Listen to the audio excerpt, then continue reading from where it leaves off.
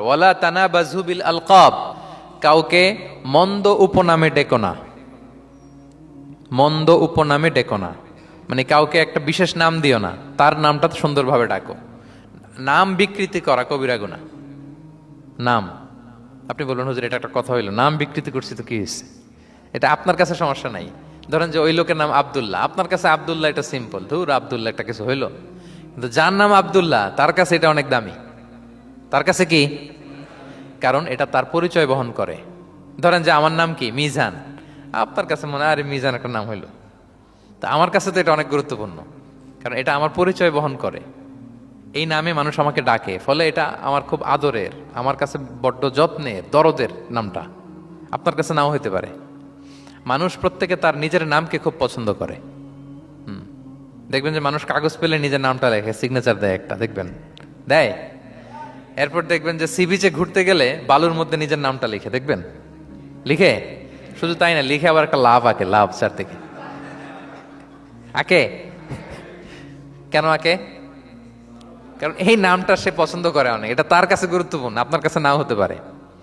এজন্য প্রত্যেকের নামটা তার কাছে খুব আদরের, যত্নের। তার নামটা আপনি সুন্দরভাবে বলবেন। নাম আপনি বিকৃত করতে পারবেন না। এটা কি গুনাহ? সগীরা কবিরা গুনাহ। এটা আমরা সমাজে করি, নাম বিকৃত করি না, নাম বিকৃত করা যাবে না। ওয়ালা তানাবাযু বিল আলক, মন্দ নামে ডেকো না। আমাদের সমাজে এটা আছে। দেখবেন যে বাবা মা সুন্দর নাম রেখেছে আবু বকর, ওকে ডাকে বকইরা, আছে না এরকম? তারপর নাম রেখেছে ধরেন আব্দুল কুদ্দুস, ওকে ডাকে। নাম রেখেছে আব্দুল ওয়াক্কাস, ওকে ডাকে। এই বিকৃতি আপনি করতে পারবেন? কারণ কিয়ামতের দিন আপনার নাম ধরে, আপনার বাবার নাম ধরে ডাকা হবে। তুদআউনা ইয়াউমাল কিয়ামাতি বিআসমাইকুম ওয়া আসমাই আবাইকুম।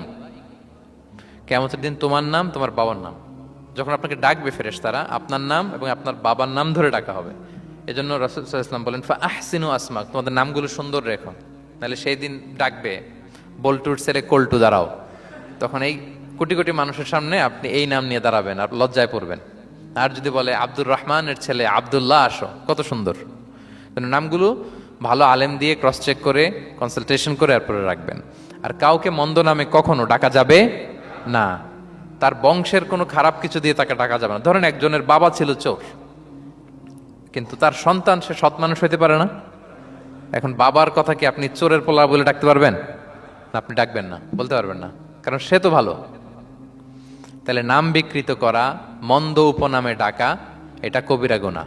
এটা আমরা কখনো করব? মনে থাকবে প্রিয় ভাইরা?